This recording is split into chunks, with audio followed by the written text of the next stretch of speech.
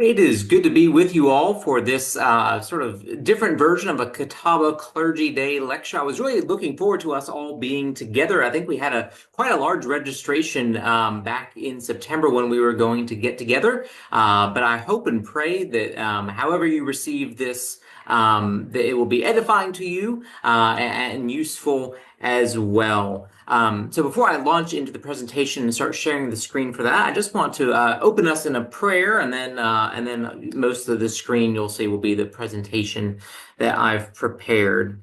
So before we pray, would just have you consider why it is you're watching this lecture, or thinking back to when we were going to be in person and we were going to gather together for this workshop. Think about what made you sign up for this workshop, or again, why are you taking the time to listen to this lecture, maybe while you're running errands or doing something, or maybe you're sitting down and watching it fully. But what are those questions? What intrigued you about the topic of preaching in a secular age?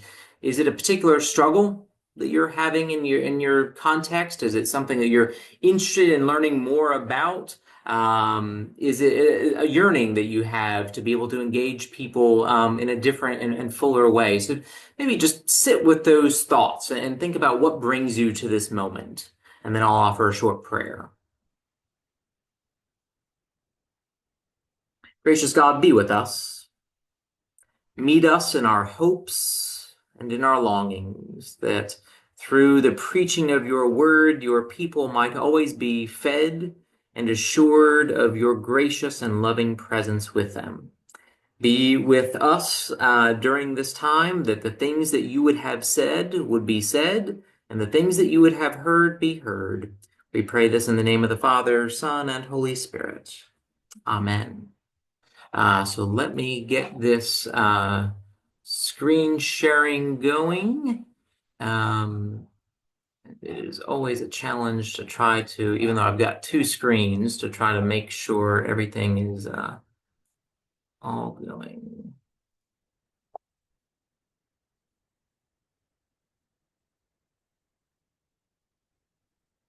All right. Well, hopefully, if I've done that correctly, you all are seeing presentation. But because this is asynchronous, you can't tell me. So I am praying that I've shared the screen properly. So this is Preaching in a Secular Age. I am the Reverend Dr. Robert Black, and I put my email address here because I really would like to hear back from you all to hear what thoughts, questions, ideas, insights you all have. I was really looking forward to, again, being in person where we could have had some dialogue, but that is my email address here at St. Luke's, where I serve here in Salisbury. So feel free to reach out to me, and we can have a dialogue there. And yeah, so as far as some of my context. So this is the lovely parish I have the pleasure of serving. I am the rector, which is Episcopal speak for the head priest at St. Luke's Episcopal Church here in downtown Salisbury. It is a lovely place to be and to worship. I'm also an adjunct professor of homiletics at Hood Theological Seminary, which is located here in Salisbury as well. So if you're ever interested in auditing some classes, whether in preaching or any field, Hood has some absolutely outstanding programs of study available, and auditing classes is relatively inexpensive. So it's a great way to do some continuing ed and to learn more if there are particular topics or classes that you are interested in. So the workshop that you all signed up for was this one about preaching in a secular age. And the way it was described is, one of the struggles in preaching and spirituality today is that we live in what can be described as a disenchanted world. Charles Taylor and Andrew Root being two scholars who have written extensively about this. When church members ask the question, how does this impact my life? They are asking a question of resonance. How does the spiritual realm impact the quote-unquote real world? This workshop will be a time to explore those questions and consider how the sermon can alert people of faith to a God who is on the move. So that is what I am hopefully going to attempt to address. To be clear, I have no answers, right? I do not have the answer to give you. If I did, it would take me a lot longer than an hour. To be very upfront and clear and to manage expectations, I don't have the single answer. I have some thoughts that I'll share. So as far as my resources, where am I pulling all of this from? So a lot of it is the work of Andrew Root.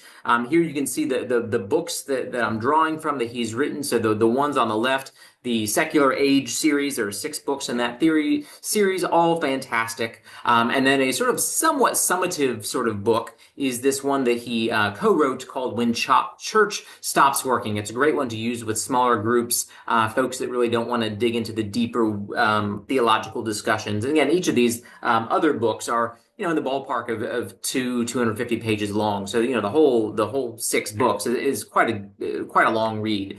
So this When Church Stops Working is a good summative way to get introduced to Root. Some other books that I'll be dialoguing with or informing my thinking on this is Hunting Magic Eels by Richard Beck. Charles Taylor's A Secular Age is sort of the foundational cornerstone of a lot of this. A lot of this scholarly work that others have been writing about. It was written in 2007. It's a 900-page book, though, so there is a lot in there. But he really lays out the roadmap for where we are understanding this concept of a secular age. And then speaking of secular age, the title Seculosity is a play on those words, a book written by David Zoll. I think the subtitle really gives you a sense of what this book is all about, how career, parenting, technology, food, politics, and romance became our new religion and what to do about it. The author here, David Zoll, he's involved with a ministry called Mockingbird Ministries, and they do a lot of grace-centric blogging and podcasting and magazine production. And so I think that this book is a helpful way of giving us a spiritual lens to view some of the issues that come about with secularity. Also, I'm going to have some data that I'll share, and a lot of that is, or almost all of it, is coming from Ryan Burge, who runs a website known as Graphs About Religion. And there's a Substack if you're interested in reading more about these sorts of things. So I think it's always important to start with definitions. So before we talk about what preaching in a secular age is, let's think just a little bit about what preaching and a secular age is. So what is preaching? Again, if we were in person, I'd love to we would have had a nice dialogue about this. But here are some thoughts on what preaching is. Katie Geneva Cannon, a womanist theologian, says that preaching is divine activity when the word of God is proclaimed on contemporary issues. So again, the idea of a living and active word is central to that understanding. Pope Francis says that preaching is dialogue with God. I really appreciate that way of understanding preaching, that the preacher goes to dialogue with God, then shares that dialogue with the people, and then hopefully the Spirit continues that conversation among those who hear the sermon. Will Willimon says that the sermon is our daring response to a lovingly loquacious God. That's a great phrase, lovingly loquacious. But the idea is that God has spoken. Therefore, we have something to say. So that's one understanding of preaching. Tom Long says that the preacher is one who gives a witness. And so the sermon, therefore, is our testimony to the news of the Christ event. Ian Pitt Wilson has a great definition as well. I don't understand preaching, but I believe in it deeply. So maybe that's the most that we can say about what preaching is. So as far as, well, what is the secular age? I want to share a poem that I've always just found to be so helpful. This is Elizabeth Barrett Browning. This is just one snippet of Aurora Leigh. Earth's crammed with heaven, and every common bush afire with God. But only they who see take off their shoes. The rest sit round and pluck blackberries. Again, I'm not going to explain a poem because that's how you kill a poem, right? But the idea of preaching in a secular age is helping people to see that all of life is afire with the glory and grace of God. Hunting Magic Eels, that book by Richard Beck I mentioned, he tells a story in the book where the title comes from because it's sort of an odd title. He mentions that in Wales, centuries ago, there was a custom that if you were having trouble in your love life, if you were not finding a spouse, you would go to this particular well. And if when you looked into this well, you saw the magic eel, that was a signal that you would soon find your spouse. Um, Today, we would call that sort of thing what? Superstitious, perhaps. But there was a time in which this was not. I mean, this was just how the world worked. And right, so one way of defining what the secular age is to say it's a world that is secular, skeptical, and overly scientific. Now, to be very clear, I am not anti-science, but I think as preachers, theologians, people of faith, we can all understand the difference between a lowercase t truth and an uppercase T truth, right? And so that is a sort of thing. The world used to be enchanted is another way of saying this. So at home, I have a prayer desk where I do morning and evening prayer. And one of the things I have on that prayer desk is a small shell that I got when I was at the holy island of Lindisfarne, which is just off the coast of northern England. It's a place where St. Cuthbert, many others, saints have been there, but it is often described as one of these thin places, a holy place. Well, when I was there on sabbatical a couple years ago, I grabbed a shell from the coast, brought it home with me, and I have it on my prayer desk, right? Is that shell any different than a shell that I could get, if I were to go to the beaches of North Carolina? In a sense, no. I mean, it's not. But it has a special significance in a sense that shell is enchanted, right? Another example of an enchanted world. So we have at St. Luke's, we have a special cabinet that is in the church where we reserve the bread and the wine that we have used at communion that have not been consumed. And we keep this cabinet locked. And the lock broke, and we had to get it fixed. And a staff member asked, well, why do we bother keeping that locked?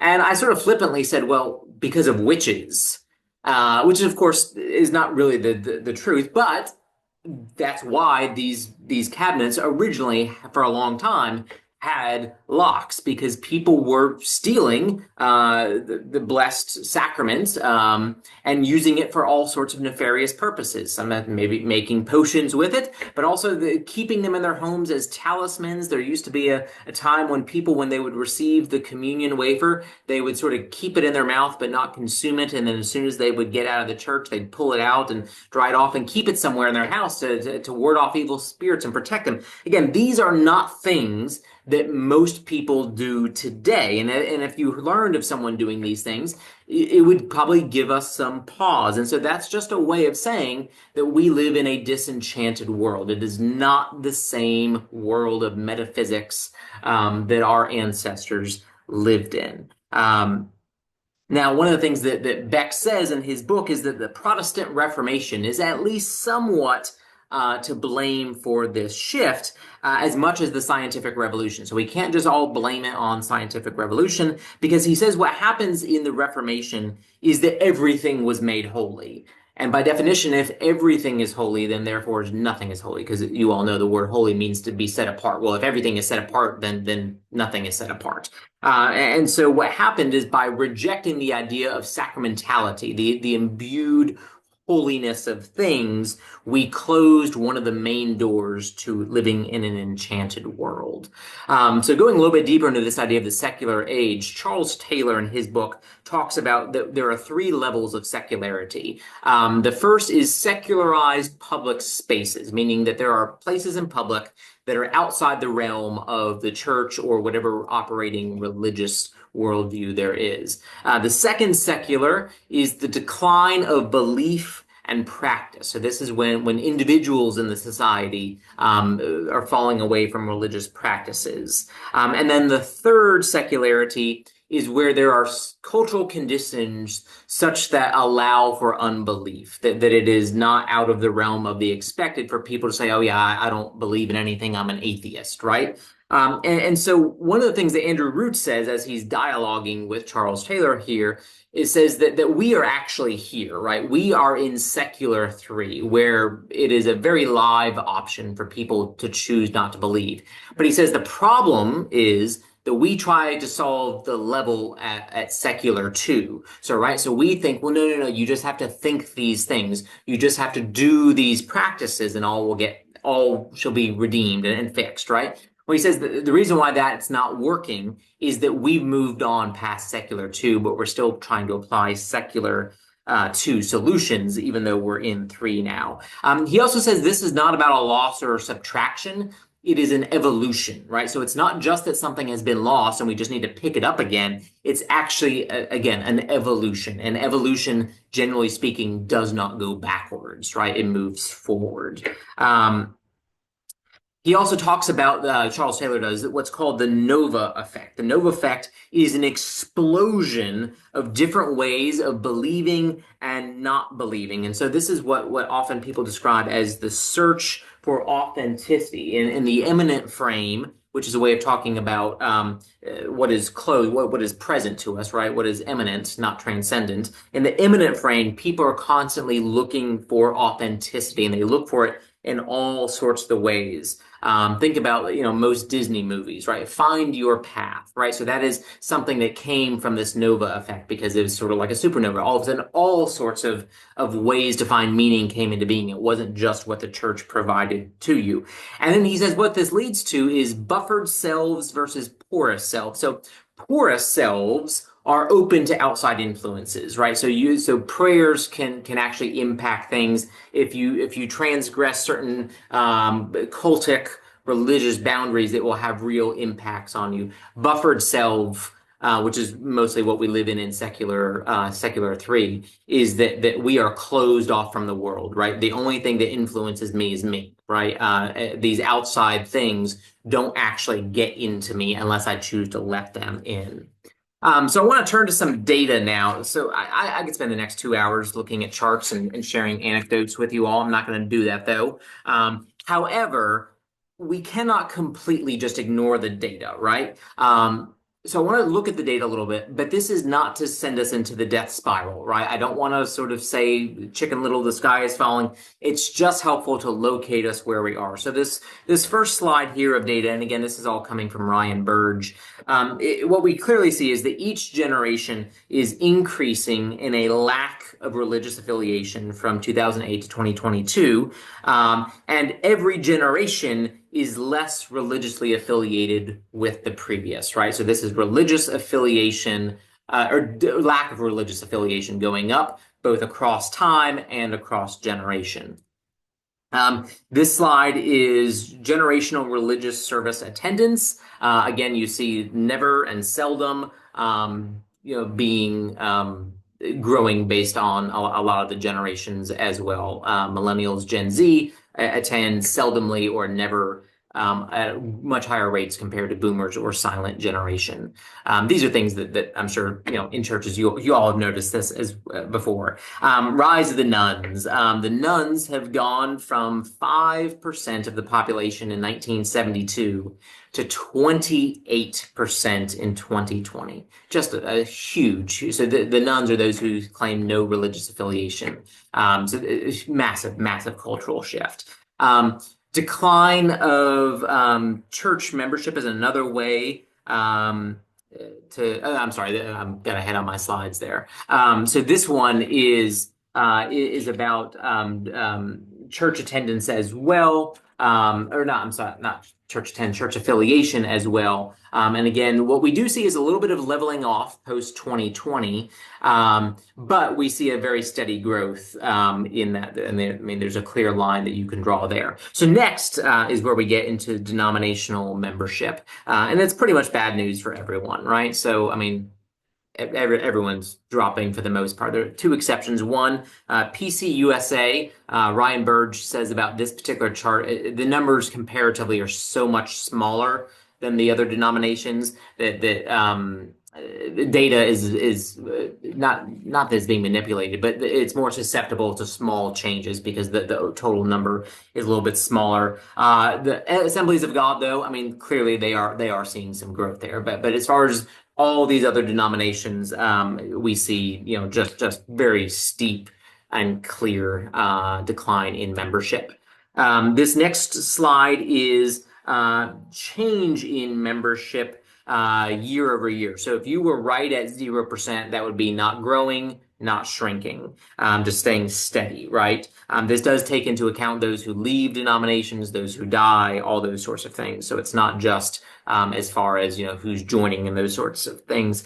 We see that here, though, the Assemblies of God is kind of close to zero on this one, right? So all that growth we saw over the last couple of decades, it's not as pronounced anymore, right? The rate of growth is slowing down. The only one that sort of seems to be showing growth is the American Baptist churches, which Ryan Burge is a member of. And he, as the data scientist, says that he is pretty sure that there is something wrong with their data because he says he knows that denomination from the inside, and he says that something is off in the data there. But again, what we clearly see is that most denominations are well below what we would call replacement level, which would be the 0%. This is an interesting chart. How large would denominations be if they kept up with population growth? Again, only the Assemblies of God and PCUSA are performing better than general census data would suggest they should be. But everyone else is far below where just a steady trend line would have been in terms of raw members. This particular one, I think, is a very fascinating thing that really shows us where we are in terms of secularity. So if you take a look at that bottom right corner where I've made the red box, so we've got 31% say that religion is somewhat or very important to them, and yet they attend church yearly or less than that, right? So this is a perfect example that shows that in this secular 3 world in which we live, people are still sort of acting at the level of secular 2, right?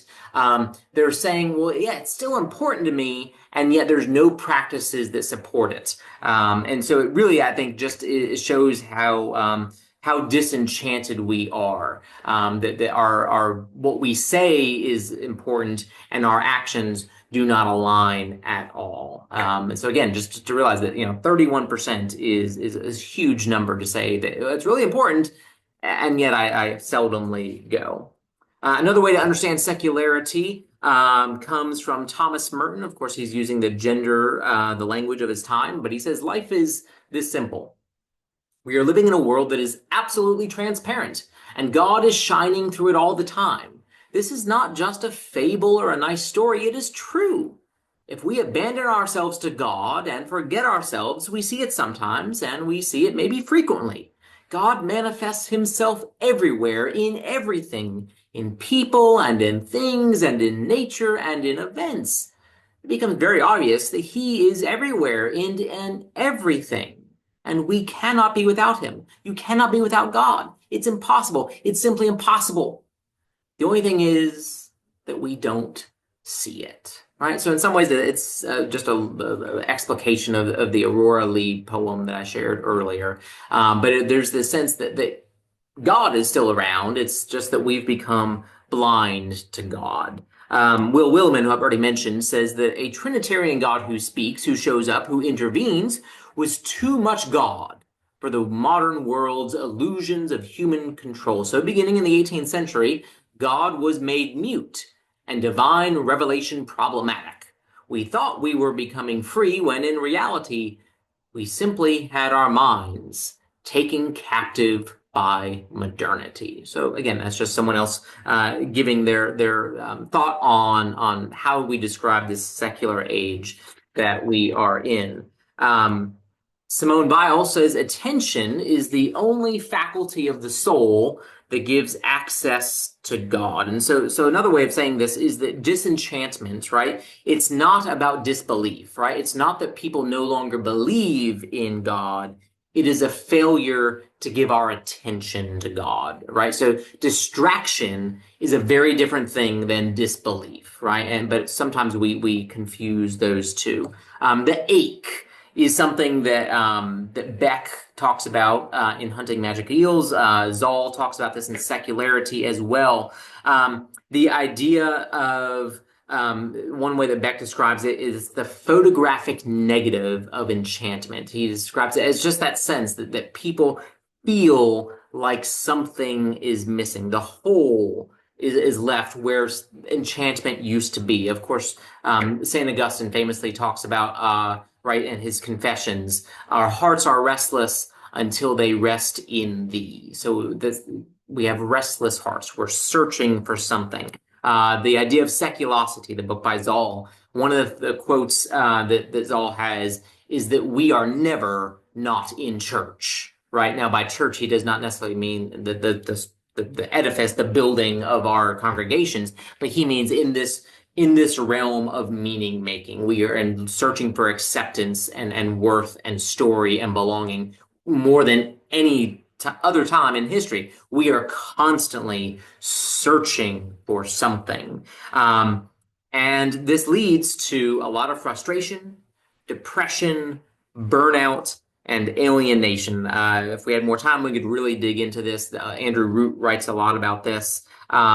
But essentially, the short version is that the world is just moving so fast, accelerating so quickly, and that we can't keep up with these changes. We're searching for something that's supposed to give us purpose and meaning, and that thing just changes so fast that we can't keep up. And so the church has chased the idea of being relevant, and so we have to always be innovative. But we cannot innovate as quickly as technology companies, media companies, entertainment. We just can't do that, right? So Root says, we've made reach the name of the game, where we're just trying to reach people, connect with them. And so that's why we chase with our resources, our dollars, our program time, the ministries that we offer. We're trying to lure people in, which trying to lure people in a very distracted marketplace doesn't always work. And again, that leads to the frustration, depression, burnout, and alienation that so many churches are dealing with. And so we're always trying to catch up, right? Because we always feel like we're behind. And what that does is it distracts us from the present moment, right? So C.S. Lewis in the Screw Tape Letters has the demons say, whatever you do, keep humans out of the present, because the present is when time touches reality. Or when we live in a secular, accelerated age where we always feel like we're behind and trying to catch up and there's not enough time, it forces us out of the present moment. And so we're not paying attention to the God who is, right? I think this is an interesting sort of, and then there are false idols that people have of all sorts that I've just mentioned. This is a really interesting chart. This is called an engram, the letter N, G-R-A-M, engram. You can find this on Google, and you just search for any word or phrase you want, and it shows you how often a word has been used in all publicly available documentation, books, journals, newspapers, those sorts of things. And look at the word spirituality. It has gone through the roof. And that tells me that people are searching for something, right? They are hungry for something. Yahoo Finance reports that the spiritual and devotional products market is expanding rapidly. In 2022, that market, religious or devotional and spiritual products, was a 3.6 billion with a B, dollar industry. By 2031, it is projected to be an $8.3 billion industry. So this is things like oils and stones and gems and self-help stuff. Not against any of those sorts of things if they are working for some people. But clearly, the fact that the industry is growing so much, I think, suggests that people are hopping from one thing to the next, right? Because if you find something that works, you just stick with it, right? If you find the thing that works, there's no need to continue buying other things and trying different things. But we are, as a society, we are searching for something that will give us grounding and give us peace. So that's a little bit about secularity. So now I want to move towards the real topic for today, preaching in a secular age. Given what we've talked about preaching is, given what a secular age is, how do we do it? I want to be very, very clear on it, as I've already said. I have some responses. I do not have solutions. So some of these responses, again, as I mentioned, not solutions, but this ache that Beck talks about, he says, is only addressed through experience which is not something we can force. Belief without experience, he says, is an empty bucket, right? So we can give people thoughts, we can tell them what to think, how to think, all those sorts of things, what practices to try, but if they don't have the experience, it's an empty bucket, a bucket without a bottom, right? And so it just isn't going to hold anything. It's a lot harder to hang on to those things. Then he talks about how a bucket needs to have a handle. So in addition to doing church stuff, I'm also a certified kettlebell instructor. These are kettlebells. You exercise with them. So if you're interested in kettlebells, let me know. The great thing that I enjoy, and this is a great graphic to show, is that a kettlebell is a ball of weight, right? But what makes it functional are the handles that they have. You take those handles away, and all of a sudden there are very few exercises that you can do with these things. So you take something that's incredibly useful, versatile, but you take that handle away and you've just got a really heavy, large doorstop or paperweight, right? And so in this metaphor that I'm playing with here, I think the sermon can function as the handle, right? The heavy load is still the gospel. It is still all the things that we know and trust, the grace of God, mercy of God, the love of Jesus, all those sorts of things. But we've got to give people handles so that they can better use and take these things with them. So we need to replace the leaky buckets, in other words, with things that can hold water and give people handles so that they can take these eternal truths with them. And so again, these are some responses, not solutions. So some of the responses that Richard Beck offers in Hunting Magic Eels, he offers four. I'm not going to focus on all of them, though. One, he said we just need strong liturgies that steep people in the story. Contemplative practices, so listening, mysticism, those sorts of things. Again, those are good, but this is a preaching workshop, so I'm going to be focusing more on that. Charismatic, right? He says, so this isn't just saying that we all need to become Pentecostal denomination. He says, but we need to be open, right? Because the Spirit is all about being open, about being breathed upon and being less buffered, right? So if we're buffered, we can't feel the Spirit moving in us. So we've got to find ways to open ourselves. So when it comes to preaching, I think the learning here is to think about what is so often, at least in my experience in seminary and homiletics, is we are taught what is the point of a sermon? What are you trying to say? And that's a good thing, right? Because if your sermon doesn't have a point, then that's sort of the handle, right? People aren't going to take it anywhere. However, we don't often think of, or as often, we don't think about what is the intended impact of this sermon. So there's an invitation, I think, to not only be able to answer the question, what is this sermon about? What is my point? But what do I hope happens in response to this sermon? So that's a way of opening the idea of the sermon to, Holy Spirit, what do you want to do? And how can I say something that might help you along in your plan for these people on this particular occasion? And then the fourth thing that Beck suggests is Celtic, right? So I'm in the Episcopal Church, the Anglican Communion. So this is somewhat native to my tradition, which comes from the British Isles. And at this point, we always have to remember that we need to distinguish between real Celtic spirituality and just New Age spirituality that's trying to look for ancient roots to make it seem like it's not a fad, right? So there's a huge difference between things that pass as Celtic and actual Celtic spirituality, because actual Celtic spirituality is deeply sacramental. It is ascetic, missionary, Trinitarian, and communal. So again, you read about Saint Aidan and Cuthbert and Columba and Patrick, and I mean these are Celtics. Hilda, lots of good examples there. But one of the things about Celts and Celtic spirituality is they lived in a divinely charged world. And one of the ways that they inhabited this divinely charged world is they had what's called Lorica prayers, Lorica, Lorica prayers.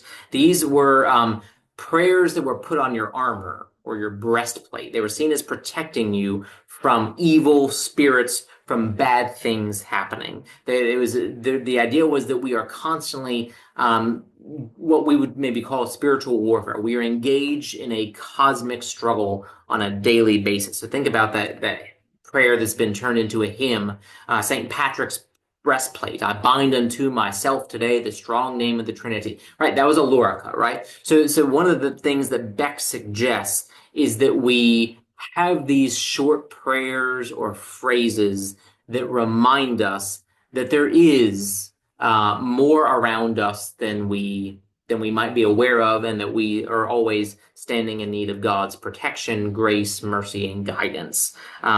So again, thinking about preaching, how do you bring in a lorica into preaching? Well, that's where important refrains that maybe you use from Sunday to Sunday, month to month, can help to shape a congregation's imagination about what is going on in the world around them. So what are some responses from Andrew Root? Well, he says I've already alluded to this. We've got to focus on giving people experiences, not trying to make them believe things that they don't believe, right? Because you just can't. If people do not believe in whatever doctrine, whatever belief, whatever thing it is, there is nothing that we as preachers can say that will change their minds, right? What changes people's minds are experiences. So our goal in preaching is, again, not to have the most persuasive argument, but to create experiential opportunities for enchantment, right? He says, Roots does, that we can only know God through ministry, because God comes in time, right? So we have to actually have those experiences of encountering God in time. So it's not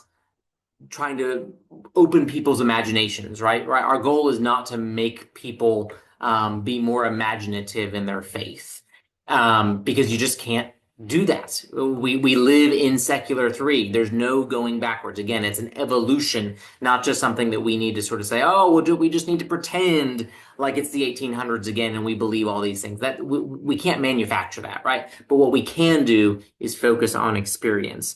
So Root says we're essentially in a perpetual Advent, right? So Advent being that time of the church year in which we are waiting the coming of Christ in the fullness of glory. So our job is to wait, not to make God present. So I think the great example of this comes from The Last Battle in the Chronicles of Narnia series by C.S. Lewis. If you're familiar with the books, then you might remember the reference. If you're not, read them. I have two sort of young daughters, and I've read the series to both of them. And, I maybe read it as a kid, but I tell you, reading it later in life, the metaphors and the brilliance of Lewis just shine through in a way that I was not ready for when I was a kid reading these books. So these are absolutely fantastic.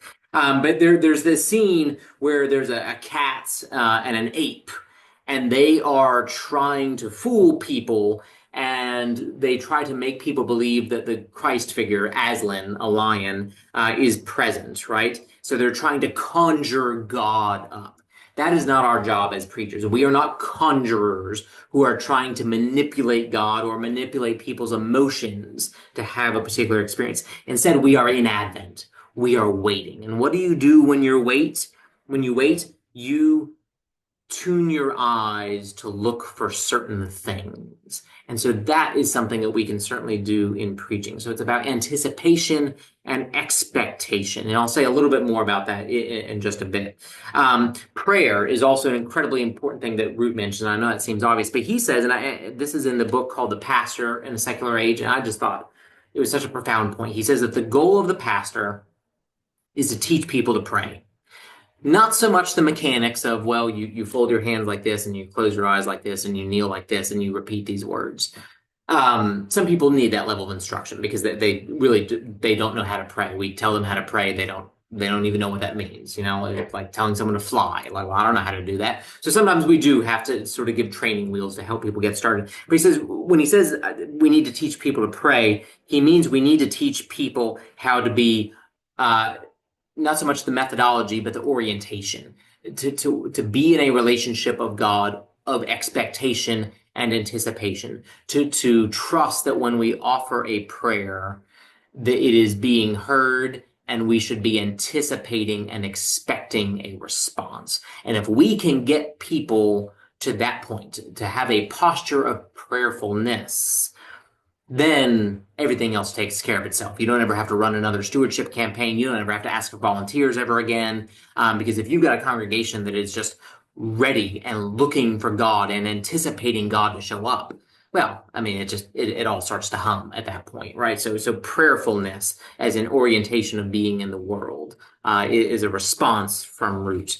Watchword. So this ties back to that idea of how do we wait in a perpetual Advent. A watchword alerts us to the fact that God is on the move. So this is not a mission statement, although there's maybe a little bit of overlap. But a watchword is something that trains our focus and attention on what God is up to and how we might participate in it. A watchword helps us to practice the holy art of active waiting. And a watchword attunes our focus and helps us to notice the things that we might otherwise overlook. So I think about the psalmist who says, "My soul waits for the Lord more than watchmen for the morning, more than watchmen for the morning," right? So our watchword is focusing on that dawning light, or whatever the sign might be. It's something, he says, sort of like a password, right? It opens up a deeper reality, but more than a password, because the password, once you have it and you open the safe or whatever, the password is useless. So Root actually says that it's more than a password because the thing itself actually makes real what you're watching for. So some examples of this. Martin Luther King says that his watchword, he wasn't using Root's language, but Root is reading this back into King, came to King on January 27th, 1956. He received a harassing phone call, after which he prayed, and he heard the voice of God say to him, "Where there is no way, I will make a way." And that became the watchword for King and the entire civil rights movement. When there is no way, God will make a way. So it trained everyone in that movement to look for the ways that God was opening, and then gave them the courage to go in that direction when the way made itself available. Root also tells the story of a pastor who always, just everywhere he turned around, he was running into the passage from John 21, "Feed my sheep." And he realized, in this season of my ministry, that is my watchword. God has given me opportunities to feed my sheep.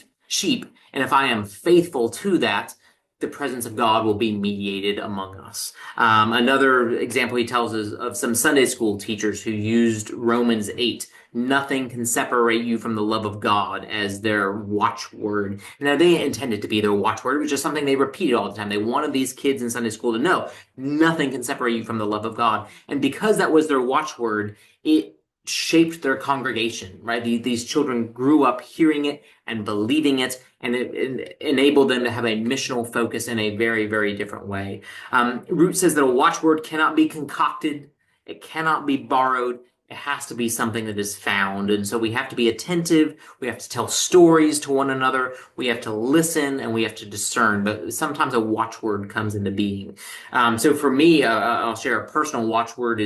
Comes from Julian Norwich, the great English saint, who said that all shall be well, and all shall be well, and all manner of things shall be well, right? So all shall be well is a personal watchword. At St. Luke's, the congregation I served, one of our watchwords is the phrase, "Come and see the difference Christ makes," right? So that's attuning us to opportunities to invite people to come and see, but it's also inviting us to be alert to the difference that Christ is making in our lives and in our world.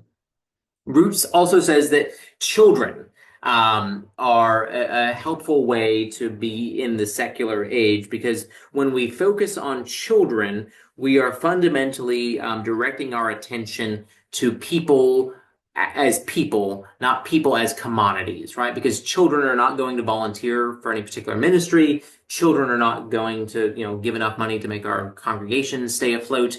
Children are just not going to offer anything as a commodity, right? They are just to be received as people. Now, we can treat children as future commodities, and that's not good. But if we really just treat them as the beloved gift of God in that moment, it can train us to really focus on ministry as opposed to growth.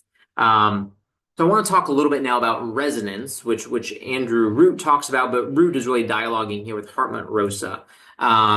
So resonance, he says, is what we're after, not slowing down. So because we live in a fast, secular, accelerated age, the temptation is just, well, we just need to slow down, right? We just need to do less. We just need to slow down.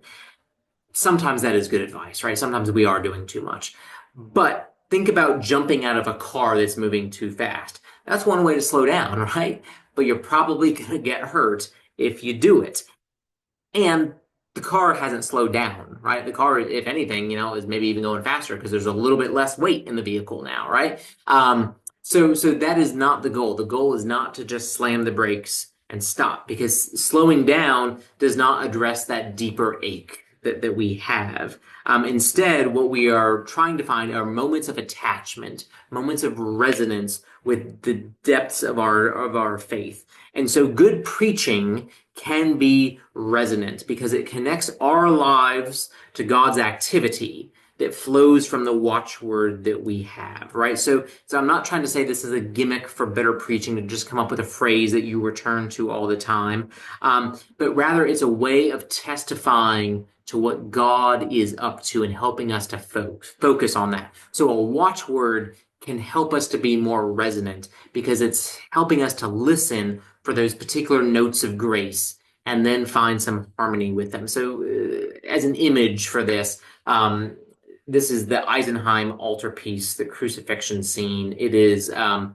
lot of theologians have written about the importance of this in their own writing and spirituality. And for me, what really makes it is the figure of John the Baptist there on the left-hand side of Christ, on our right-hand side.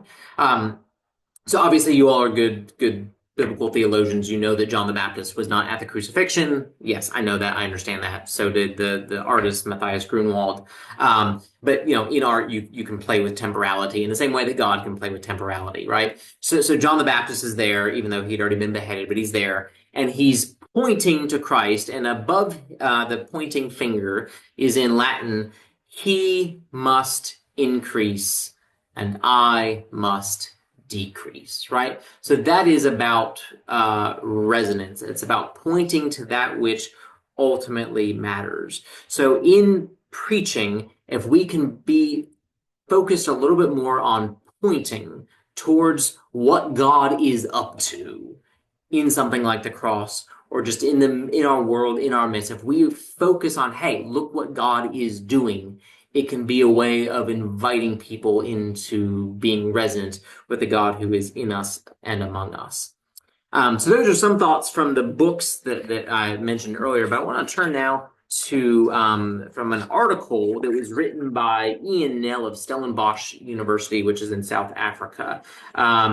He wrote a paper called South African Perspectives on Speaking Truth to Power, and the subtitle of it is Homiletical Competencies for the Fourth Industrial Revolution. So just a quick history reminder. The first industrial revolution was about steam power and railroads. The second was about electricity and automation. The third industrial revolution was about computers and the birth of the IT movement. And the fourth industrial revolution, which we are in the midst of, is about speed, right? So what's interesting about the fourth industrial revolution is that there's no new technology that's really come in. It's just about the speed at which the technology operates. So smart technologies, 5G, faster processors that allow for real-time AI, interconnectedness, the Internet of Things, all these sorts of things. So it's about speed, not a radically new technology. And he says, in this world, in this fourth industrial revolution, there are some competencies we need. What this is doing, he says, is creating a crisis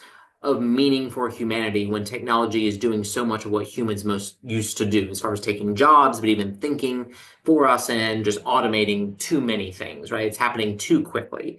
So the competencies that we need to be able to patient and angrily listen, right? Because people are reacting to secularity. And so we want to make sure we're not leaning into this too much and embracing these changes too much.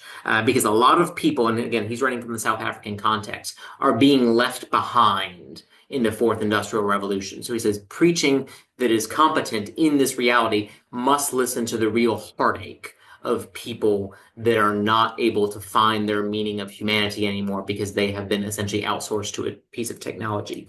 He also says we have to have courageous communication. So we have to speak to real issues, not just vague platitudes, right? So essentially he's saying thoughts and prayers don't cut it. We need to really be, as preachers, communicating things that are worth saying and saying the things that only the church can say. So really lifting up the lowly in the way that Mary does in the Magnificat. We really need to lean into that, he says.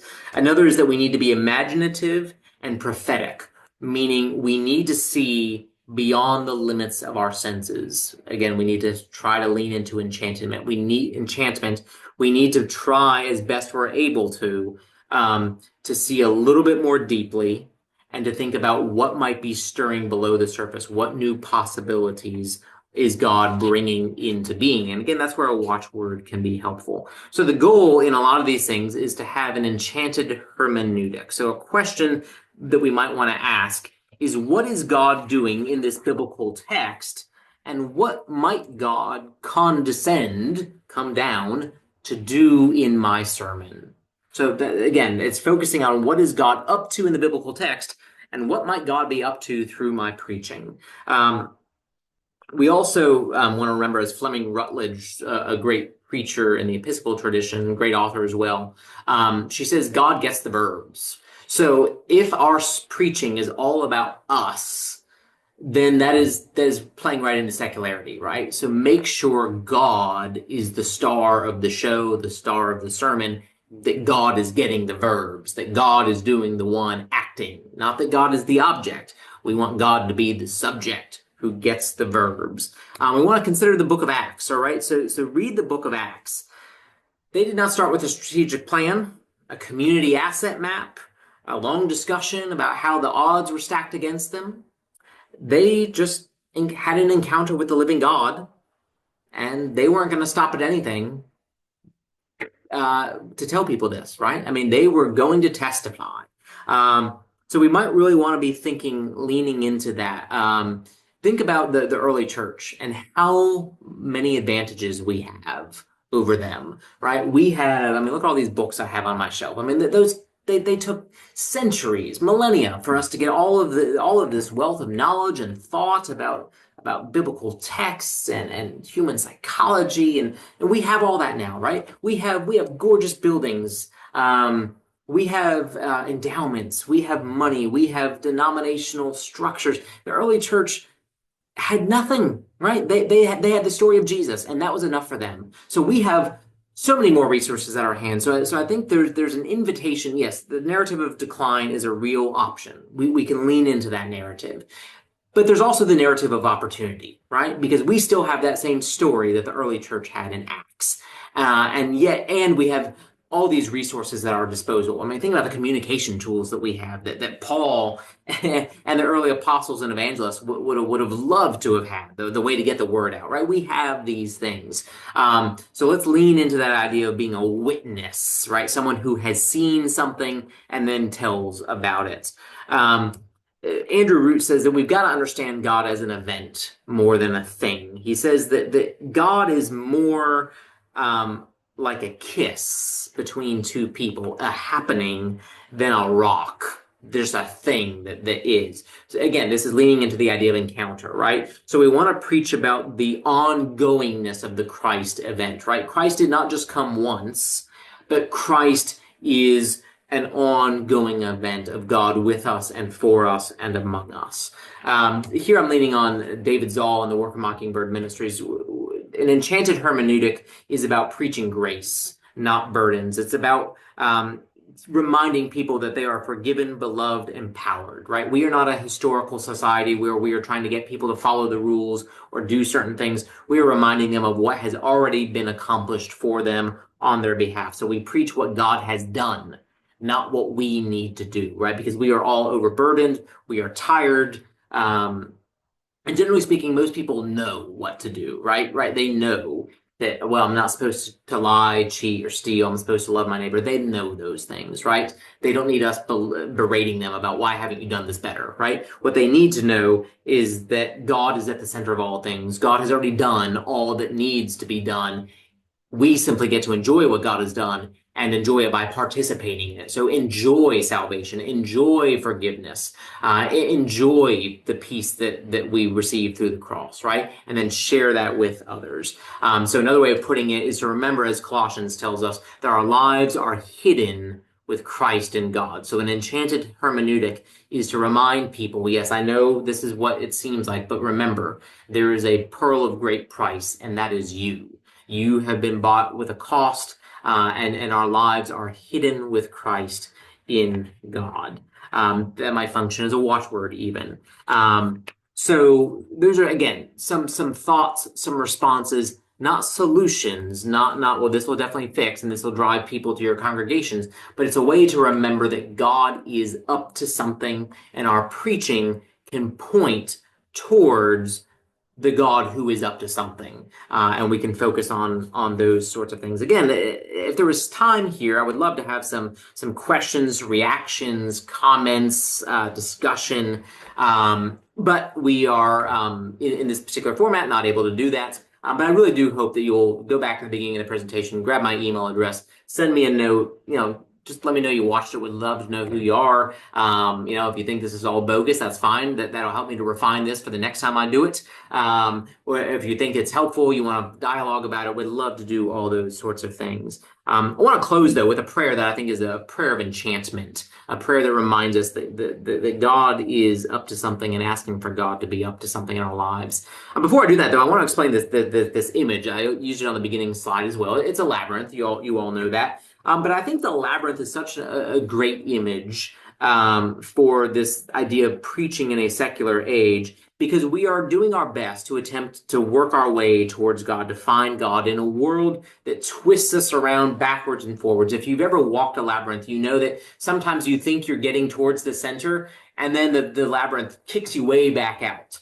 And that is the reality of the world we live in. There's switchbacks all over the place, but we are moving steadily towards a journey to find God as the center of all things. One of the things I tell people about walking a labyrinth is it's not a maze, right? You cannot get lost. You just put one foot in front of the other, and eventually you will find yourself in God's presence. And so hopefully that is a way to be in this secular age, that we keep journeying towards that heart of God that has loved us from before time began. So the prayer I want to close with is known as the Sarum prayer. Sarum, you might know, is the old name for Salisbury. So it's also particularly fitting in this context of being in Salisbury, North Carolina. But it's an ancient prayer, great prayer, and I will pray it on all of our behalves, as an invitation and a plea for the God who is to come swiftly among us and help us to be Advent preachers who have our eyes trained on the God who is coming towards us. So let us pray. God be in our heads and in our understanding. God be in our eyes and in our looking. God be in our mouths and in our speaking. God be in our hearts and in our thinking. God be in our ends and at our departing. Amen. Peace to you all.